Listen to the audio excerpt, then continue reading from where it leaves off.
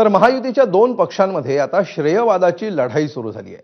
कारण ठरलाय विक्रोळीतला पूर्व पश्चिम जोडणारा पूल। या पुलाचं उद्घाटन न करता तो वाहतुकीसाठी खुला करण्यात आल्याची माहिती स्वतः मुख्यमंत्री फडणवीसांनी दिली। मात्र यानंतर श्रेयवादाची लढाई सुरू झाली। भाजप आणि शिंदेंच्या शिवसेनेकडून श्रेयासाठी बॅनरबाजी करण्यात आली। सकाळी शिंदेंच्या शिवसेनेकडून पुलाचं उद्घाटन करण्यात आलं। त्यापाठोपाठ भाजप आणि ठाकरेंच्या शिवसेनेकडूनही पुलाचं उद्घाटन करण्यात आलं। त्यामुळे पुलाच्या श्रेयवादाचा वाद आणखी वाढण्याची शक्यता आहे।